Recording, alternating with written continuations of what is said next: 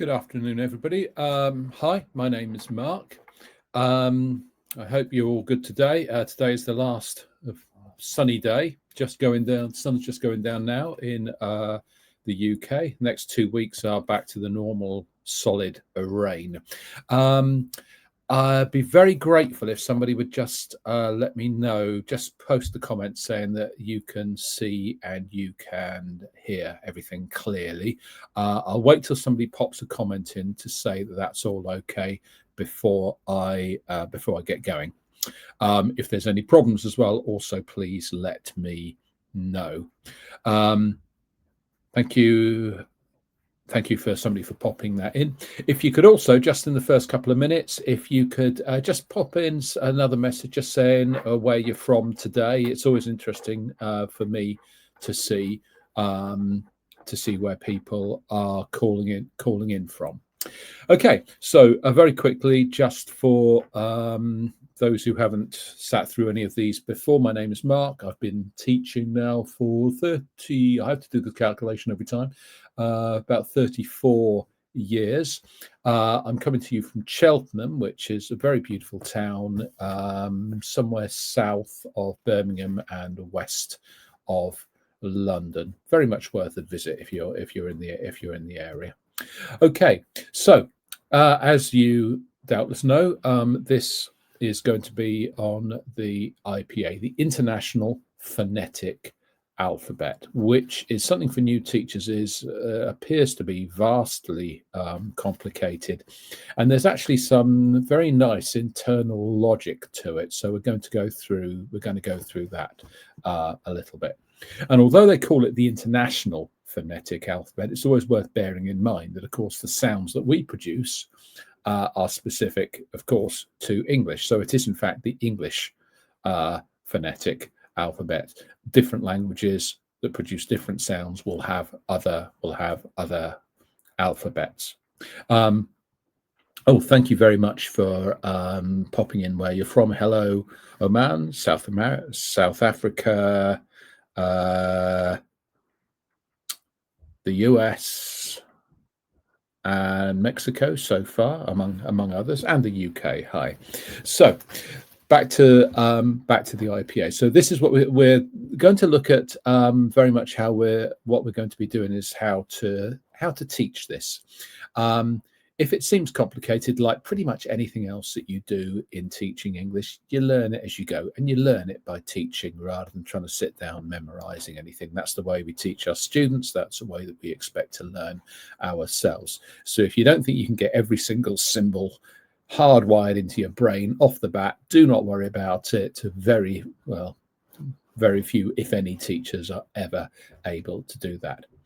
Another point to mention about this, in fact, I'll just click on to the next one here, is that it is not precise. I mean, it's only ever even based on a specific accent here, which is what we call received pronunciation. As it says here, this accent being characteristic of middle upper class people and the royal family. That's a bit different, I'd say, because I would say I'm probably middle class. I have a middle class accent, but I don't really sound like the royal family. Certainly not some of them, I hope. So even that is kind of a little bit vague. And as we'll see when we actually come on to it, that the sounds themselves are what we would call allophonic. Nobody actually produces a pure sound at any point. We're always approximating, and of course that's great because that allows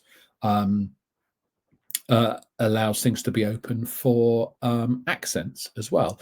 And one question that I always get, I'll answer it very, very early on, is if you have an accent, does it obstruct your teaching? And the answer is no, it does not. People are expected to learn accents in the same way that they would if everybody was taught by somebody with my accent.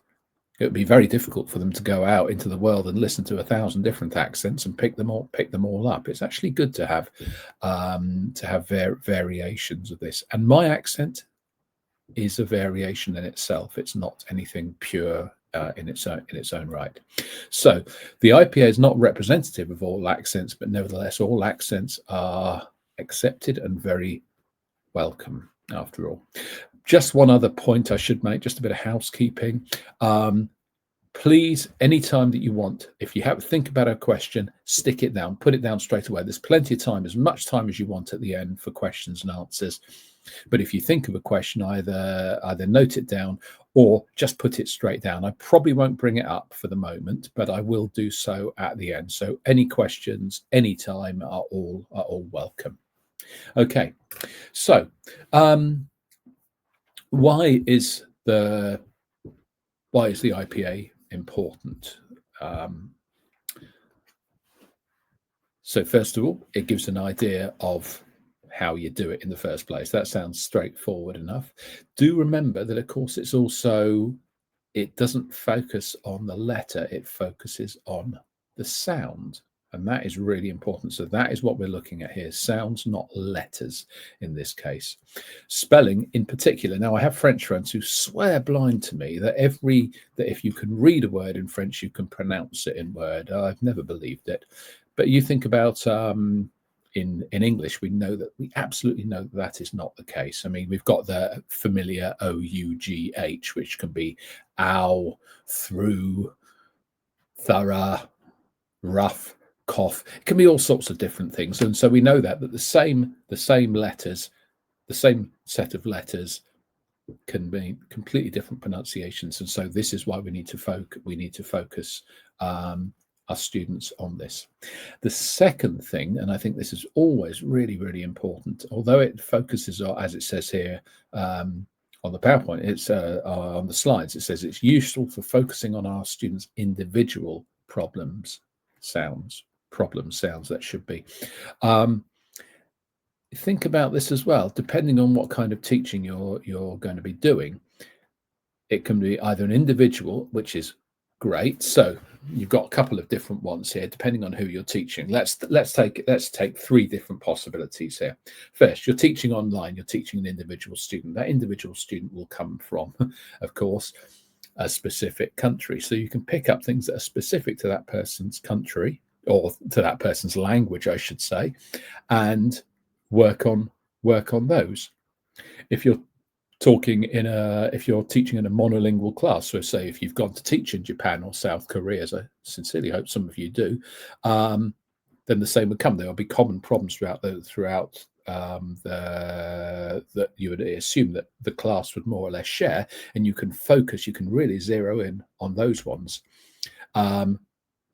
And so you're really dealing with your class as an individual class.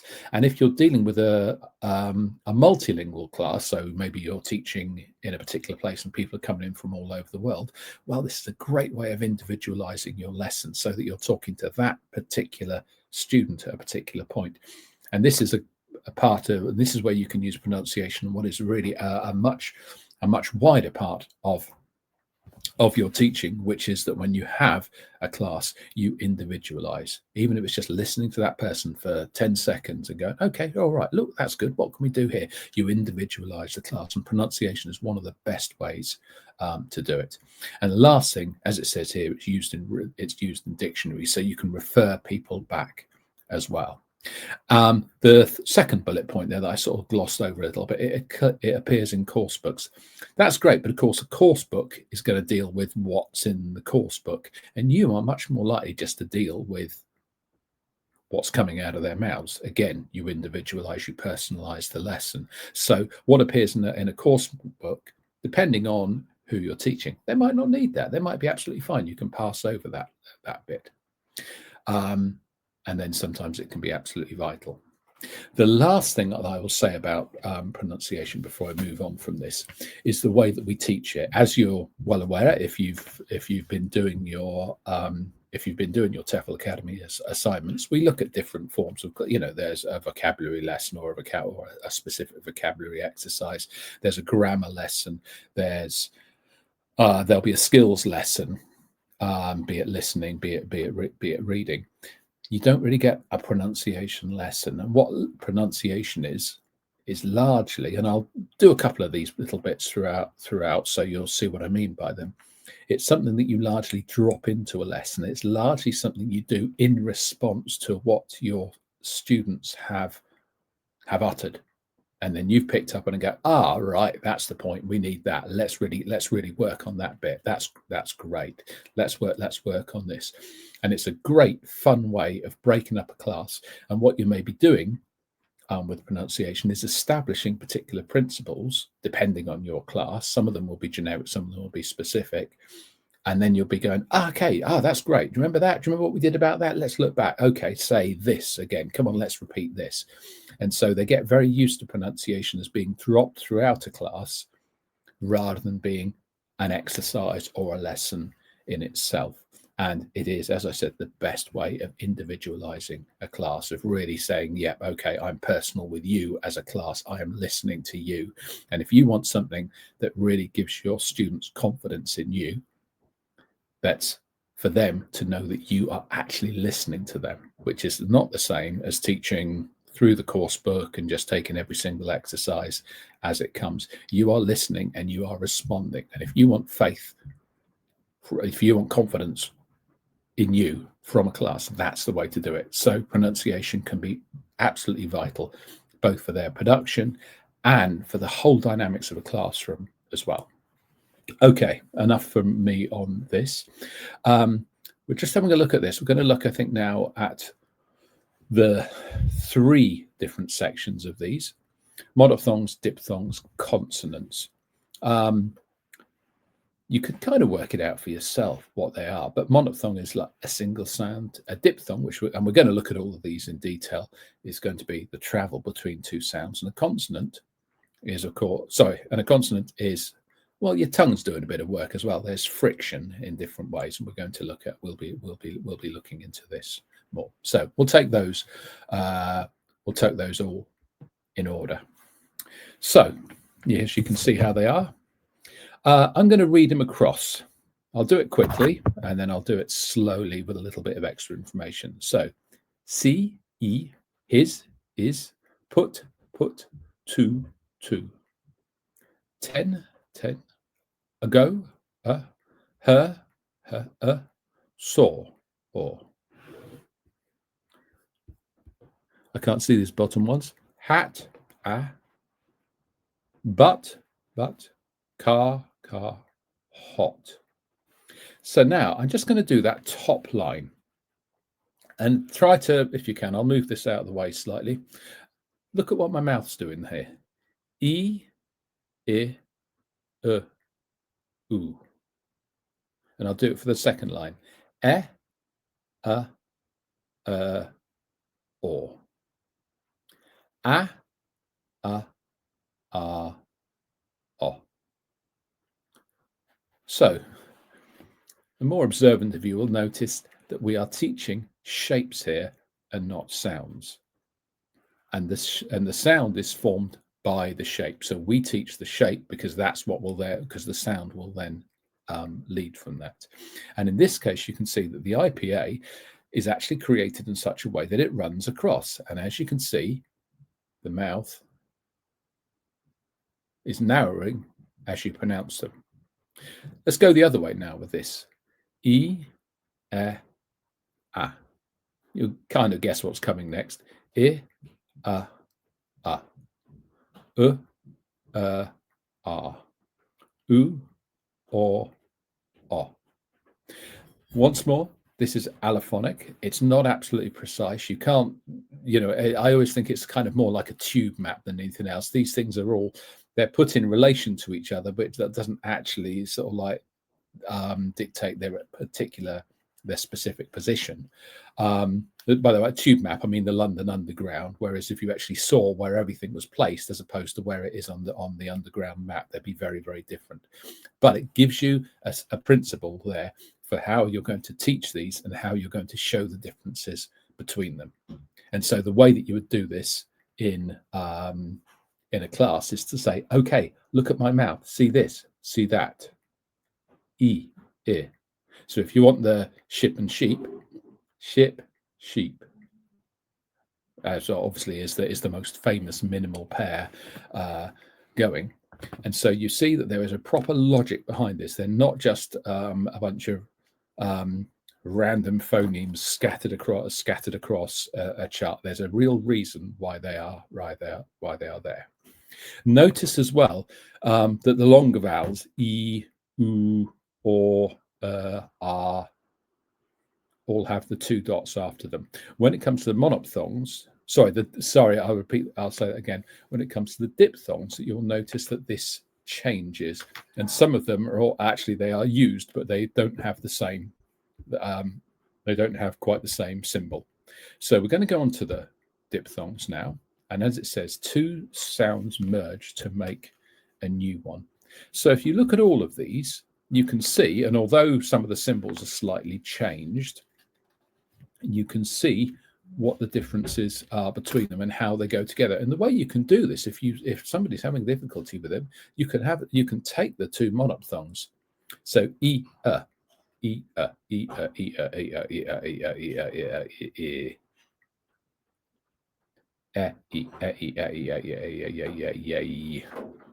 and so you can take both of them and bring them together to do that. Okay, and like I say, you can see that some of the symbols have been slightly changed there, and they've been changed so that you don't, so they take the length out of them because it's no longer relevant. But nevertheless, they are all very much related to each other. So these, I think, are the most important ones you get, because largely you will find that your students have difficulty at the vowel level and not consonants. There are obviously things that consonants that there will be issues with consonants as well, but they are not central in the same way, and people normally have a greater command of them. There are some distinctions with this. Say, for instance, Japanese, you've got the L, L, and the R sound, and how those 2 are frequently interchangeable. But as a rule, I would say that most of your issues are going to come in the vowels, both the monophthongs and the diphthongs. Okay, so let's have a look across. And you'll see, first of all of these have wonderful names, plosives and fricatives and all the rest of it, some of which you'll know. You don't need to, nice to know some of this stuff, but you'll probably, even if you learn this, you may not decide to share it with your teachers.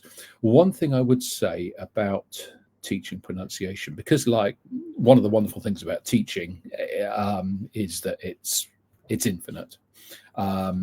As I always say, you've never come out of a classroom thinking that was the perfect class and I'm never going to teach a class that's better than that again. There's always something you can do better. Well, pronunciation is an infinity within that infinity of how much you actually know, how much you can learn. And of course, as this is the case with all teaching, you're not so much thinking about, oh, how much can I tell them? You're thinking about, what do I choose to reveal to them? That being the case, you can learn all the different names for the symbols, and it can be useful, but it's not something you're necessarily going to share with the students. You keep them to the information that they actually know, or that they actually need to know. Okay, so if we just have a look across at this, and we can just go p, b, t, d, ch, j, k, g. And if you just look at those ones, you'll see they are in different colours, and there is, of course, a reason between that. So you've got the brighter green ones, b, d, j, g. And what I'll ask you to do now is just to put your fingers there, not too hard, please. I don't want any fatalities in my webinar. But b, d, j, g. So you can feel something going on there.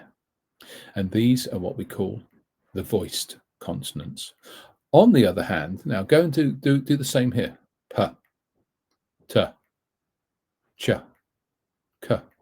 You don't get the same vibration here, do you? So these are the unvoiced consonants. They don't come out in the same. They don't come out in the same in the same way. So they're produced higher up in the voice box.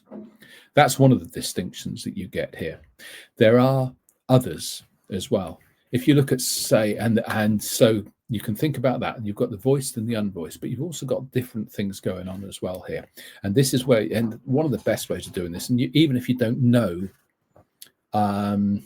even if you don't know the theory, this is something you can very much do on the hoof in a lesson. So and I'll do it now, because to be honest, I haven't taught this for a long time, so I can't remember. But let's go. Okay, if somebody is giving a f and instead they're giving you a v. Okay, what's the difference? For, very. So what's happening there is to do with the lip, isn't it? F, very. So very, and it's coming back here, isn't it? Very. So you can see that the bottom lip needs to go back further. What about the? Sorry, I'll do that again. Th and thin. Again, voiced and unvoiced. And as you go through them, you can see there's different movements. There'll be different things like the position of the tongue on the top of, on the roof of the mouth. There'll be the lips, and of course, as we talked about for the vowels, there's the width and the depth of the mouth as well. So different ways of different phonemes will come out. There'll be different shapes of the mouth, and a lot of it you can simply do by going, okay, I can hear you're making that difference, and you can actually be working it out as you go, and eventually it will become hardwired in. You'll know what those differences are, particularly if you live in a particular country, or for any other reason you're teaching a monolingual class. You'll get very familiar with the specific mistakes that the people who have that particular first language will make when it comes to English pronunciation. And so you can get familiar with them. And if you think that, okay, the th and the are going to be a difference, well, actually, yeah, it's fine, because you can work out what those differences are with the voiced and the unvoiced, with the S and the Z, also a big one that you might be looking at in terms of sort of like what the teeth are doing, what the tongue is doing in relation to the teeth. Okay, if we crack on here. So this is a little bit. Obviously, this will be here for you when you come to review this as well.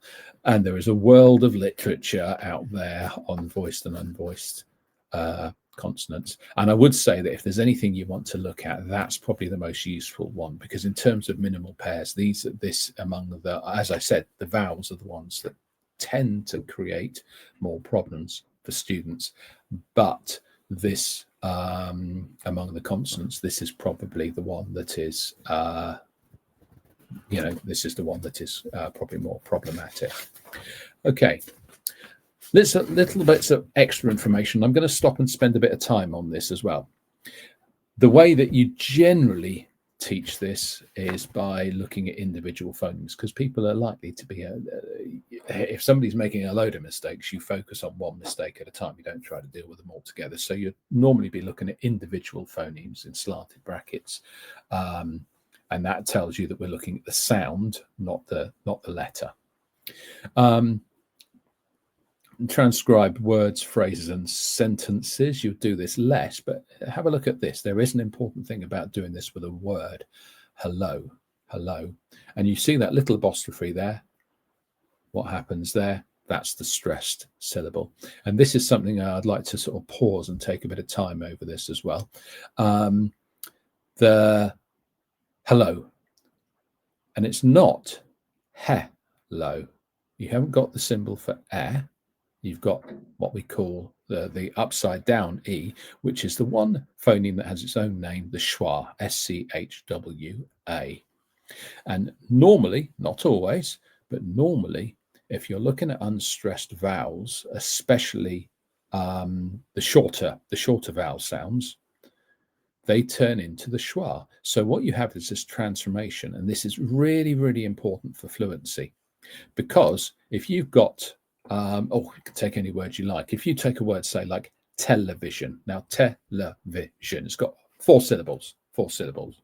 I'll hold that up. So for those of you who haven't quite got that concept, you've got 4 syllables there. What happens to them? Where's the stress? Television. So the stress is on the first syllable. What happens to te? It stays as an e. But what happens to the second e in there? Te-le. Te-le. The third one, vision. Now, vision, it largely stays as an I sound rather than because the mouth is doing less work to keep the I than it would be to go to an vision. So vision, it stays along, it stays there, but it's still unstressed. So it's televi. And what happens to that last, the S-I-O-N, jun. Again, it's another schwa. And the reason that we do this is for the sake of fluency. And one of the issues that people have, especially even at quite high levels, is that they try to sound every single phoneme, and we don't do that. We don't always cut them, but we just the voice relaxes through them and sort of takes the path of least resistance to go on to the important ones, which are the stressed syllables. And so, even hello, it's really just jumping huh, and then the easiest sound to make to go from huh to la is hello. And so then you stress this. And this is really, really important, I think, because what you're not ever looking for, as I talked about at the start, is perfection when you work with the students. You're not going to get them to develop and to deliver received pronunciation. They're going to have to start pretty young, and they're going to have to probably go and live in an English-speaking country for a long time before they get even close to that. But what you can do is make sure that you're working based on fluency and also, of course, on clarity. And one thing that I tend to say to classes and to teachers as well is you will be understood. It doesn't matter. You can pretty much massacre a word, but if you get the stress right, people will still understand it. You can get it a lot better, but without the stress, people will struggle to follow it. And so you can put in, and so those stresses are really, really important. They are so important that if I was going to write a word, not that I probably often would, if I was to write a word like television up, you get your students used to the fact that any new word that goes up on the board, maybe a word that's not in the course book, but it's something that's just come out in conversation or something like that. And this is what we call emergent language. The best stuff you get, the most interesting stuff you get in the lesson is the emergent language, the way that they're trying to say something, they're strategizing, and you can say, oh, that's brilliant.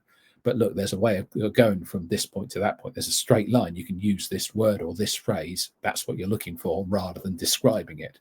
And so this is because this is what comes from them. It's the best stuff. But once you put that up on there, you're also going to put, I mean, my normal one is I put a little box over the top of the stressed syllable. But of course, the first thing you're doing is how many syllables is that? And early on in a course, you'll be getting all sorts of different ones. After a few weeks of a course, they'll all know how many syllables it is. And then you'll say, where's the stress? And they'll be saying it, television. That doesn't sound right. Television. Yeah, okay. And it's the first syllable. And they're working through all of this, so they actually get to do it themselves, and then they get a proper clarity from it. Okay, so that's why pointing out stress is really important, and also, again, something you can do very spontaneously as well, because you only need to say the word, and because you're instinctively going to get it right, you should be able to put up that stress in the right place, or rather ask them and then decide who has got it right and when you can actually put it up there. But it's a great thing to do to make sure that you have some sort of notation system that the students are familiar with, that will allow you to put the stress up, because otherwise they will start trying to pronounce everything, or they will continue, should I say, maybe that's a better way of putting it, they will continue to stress everything, and they will never get proper fluency while they are over pronouncing in that way. Okay. And again, don't feel pressurized into transcribing entire words and phrases. Isolated sounds is where we are at, because you're not trying to overteach. You may just do a couple in a day, and that might be all that they need. If you try pointing out 15 different mistakes, then you just discourage people from trying to persist with it. It should be something that's really good fun, and there really is no more fun in a class than saying that was great. Let's have a look at that word, or we'll come on to this in a second, or that phrase, and saying, okay, come on then, right, let's have this, and then pointing at people at random, saying, okay, come on, let's have that, let's have that. It's such good fun to do that, and it really energizes the class when you're getting different people to say it, and then you go, oh, hang on, not quite right. Come on, let's do that again. Let's do it again. Okay, and they all really get to enjoy this, and that good way of keeping them on their toes, because they don't know who's going to be pointed at next to come up with that with the word, the phoneme, or whatever it may be. Okay, now the last one is not actually really on here, but I'd like to go. Sorry, before I go on to Q&A. I will point that out, however, as I said before, Q&A, if you'd like to start asking questions, that is absolutely fine. I would love to have some. Otherwise, I just sit here in embarrassing silence while waiting for you to come up with them. So get thinking about anything you'd like to come up with. There's one more thing. Well, two more things I'll point out with. The first one is, and now this is not just about pronunciation, it's a great book to have. In fact, I might just pop it in here as well. I'm going to write it down now. And this book is great. You may have heard of it. It's called Learner English. And I think it is edited by Smith and Swan. Michael Swan, they're famous as being responsible for the theory of the lexical, I think it's called the lexical way, basically sort of getting rid of grammar. That's another matter. Learner English is great because it goes through pretty much every major language and plenty of minor languages, and it really focuses in on what problems that specific a speaker of that specific language is going to have. So it deals with grammar issues as well, which is great. But one of the best things it does is it also deals with the pronunciation. So if you are teaching either an individual online or face to face, or a monolingual class, or indeed any class where you're thinking you need to deal with somebody individually and help them, this will really help you to isolate their issues. And so if you are going to a specific country to teach, then get that book, take it with you, or at least just photocopy the or whatever else, download that specific area that you are going to need. The other book I have to hand here, and this is the person who is largely responsible for the IPA in this country. So I'll try this one. Sound Foundations, Adrian Underhill. If you ever get a chance to hear him to go to any kind of seminar or anything of his, I don't know if he has anything online. I'm almost certain he does. Look at it. Adrian Underhill is a brilliant teacher, brilliant speaker, and he's the author, first of all, of this book, which some elements of which I will look at in a second. And also of something, I think it's called Deep Learning, which came up about 10 years ago now, which he did with Jim Scrivener. Also really worth a look. And deep learning is an idea of don't be happy when people are just giving you the right answer. Giving you the right answer is only one part of it, and how you can just actually demand more. It might also be under demand higher. If you look at Underhill or Scrivener together, then that will give you the answer to that. I can't remember, it's called demand higher. And obviously the pronunciation is a lot to do with that, and it's a great principle that for anybody to say, okay, that's great, you've got the words, now let's go back. Okay, how can we say that? Let's look at the pronunciation in the different ways that we have with the IPA. What about trying to say it sounding happy and say it sounds sad, sound angry when you say it, make it a question, make it a demand, and anything like that. Yeah, just keep mixing up so they get to use the language, they get to laugh in class, they get to engage. but they're getting to generate language at the same time as they're doing it. So the little bits and pieces that I'm going to do out of the book also concern something that's really important, and it's something where you very much can use the IPA, which is connected speech. So you're not just dealing with individual phonemes at this point, you're also dealing with words put together. And again, this is something that, again, without understanding connected speech, it's very difficult for the students to achieve fluency. So I'll just give you some, I'll just chuck some words out here, really. First one I'm going to do is liaison. And liaison is the idea that two words come together. They're normally two words that end and start in a vowel. So say the elephant. So you're finishing one word with E and you're starting the next word with E.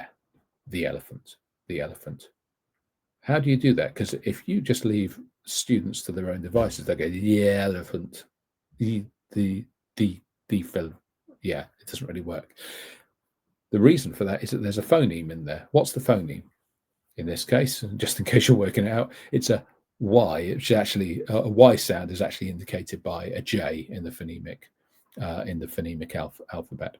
So in the phonetic alphabet, sorry. So you've got, and liaison has three different elements. It can either be a Y, the J, it can be an R, or it can be a W.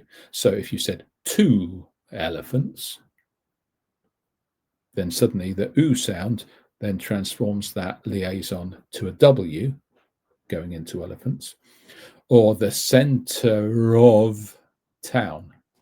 So center leads with an R into of. So this is a great one to do. And I quite often enjoy sort of putting sentences together and then getting them to do it and then getting them to say that, getting them to deliver the sentences as well, using those liaisons. And it's part of getting them to speak more quickly as well.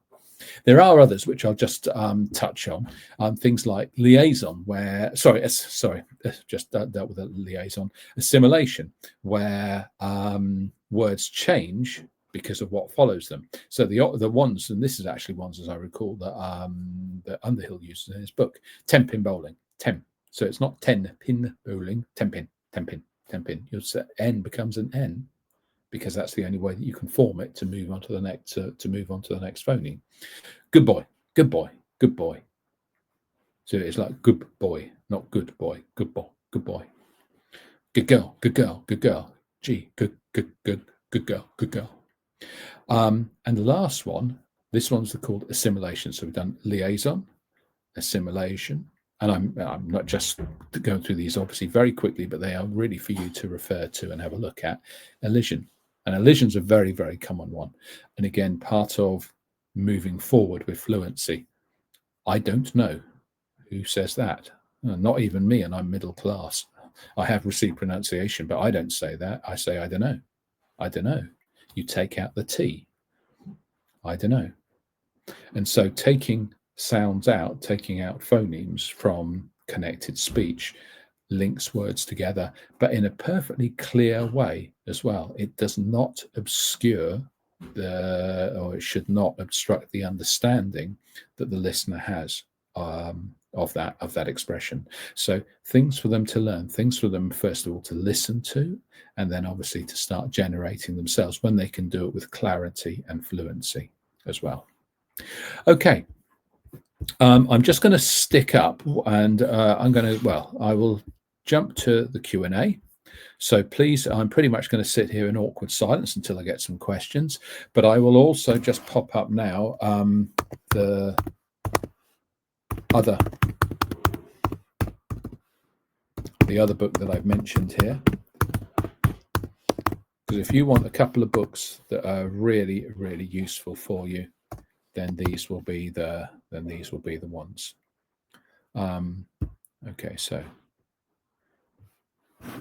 just putting this up now. Okay, the second book, as mentioned, Adrian Underhill, Sound Foundations. Okay, I have to say, I think the pronunciation, I'm ready for any questions anytime. I shall jump on them with a cry of delight. These tend to be the fewest for pronunciation than for pretty much anything else. I notice people don't seem to ask many questions on pronunciation, but please break that mold, or I shall ring off in a couple of minutes otherwise. Before I do so as well, I will just pop up as well for you, if you could just quickly take the QR code on that as well, but I will still wait around for a couple of minutes for any questions that anybody has. But I would very much like to get the input on what you thought about this as well. There's a lot of information in here, but as you can see, it's such a great subject to delve into. And as I've said before, it's a subject where you get to learn as you teach very, very much. Thank you. First question. I'm hoping I've kind of answered this, but thank you anyway. Thank you very much for the question. Are we expected to be able to teach this, or is this just for general guidance? I can only sort of really go back to what I said before, which is that, well, yeah, maybe I'll put it another way. This is very much the way I think that you start teaching in a lot of the time, which is that you don't necessarily know the grammar, you maybe don't know the lexis, but you learn it by teaching it. And this is very much the case.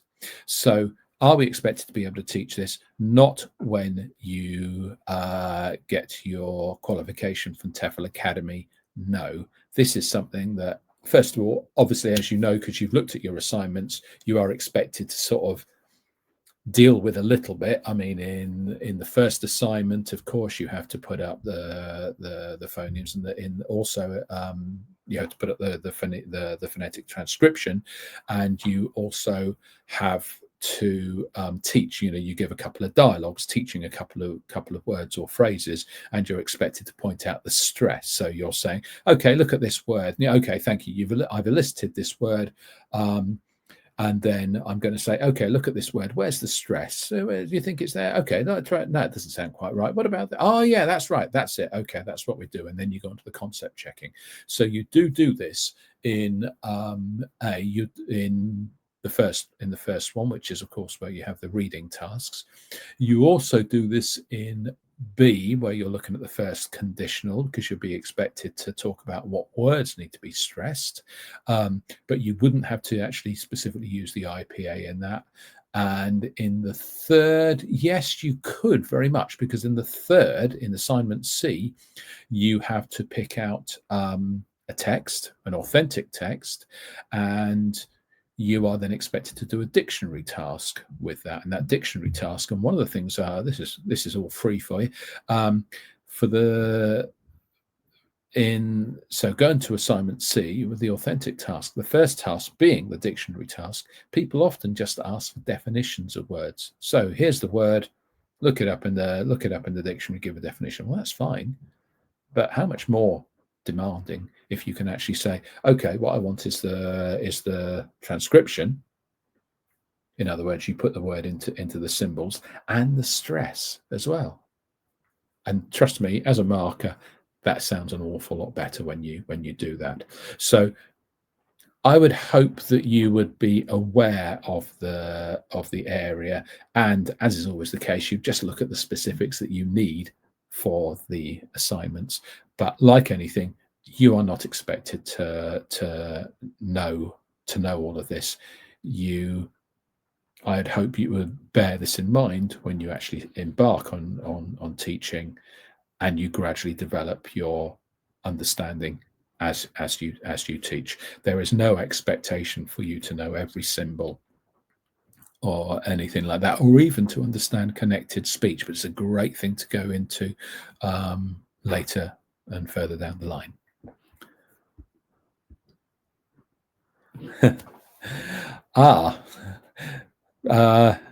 Good question. The way I do it is the way that I do anything. Think about what's the difference, say, between la and ra? La, ra. So you can do it. The trouble is, of course, that the mouth starts in pretty much the same place because it's not a vowel. The mouth starts, so it's not the shape. It's not the shape of the lips that's actually going to dictate anything. What is the difference? The difference is the tongue. So you can see la, la, and you can feel the tongue go la. It's kicking forward. La. It does the same, but the tongue goes from just behind the teeth. La, la, la. So you're ending in the same place, which is why it's very easy to mix them both up. But the way that you would be doing this is very much to look, as always, at the shape. But the shape is not just about the shape of the mouth; it's also about the positioning of the tongue in the mouth as well. And you can also go la, ra, la, ra. You hear it here as well. It's not really a voiced and an unvoiced distinction, but nevertheless, there's some throat going on in here. Just to be clear, no, you're not expected to buy or to read these books. I would suggest that they're really, really useful and interesting ones to both buy and read on your, should we say, on your teaching journey. But the best form of acquisition, of course, is to just do it. And I've given you, for instance, I've given you three basic principles here between elision, assimilation, and liaison. Look them up on the internet. That'll give you an understanding of what they actually are. No, you don't need to buy and read the books. And in fact, I think it'd be a great idea to buy them, to try to read a book, either of these books cover to cover, would be it would not be productive. First of all, Learner English is specific to would be specific only to the people that you are teaching, and to try to read the whole of Sound Foundations, you need to understand a little bit of it, or try to understand it. And of course, it's the teaching and the understanding that would help each other. You teach a little bit, you understand a bit, and then you maybe do some more reading around it, and then that's how it works. Trying to read any kind of course book like that in isolation would I do not think be helpful. I'm just going to put up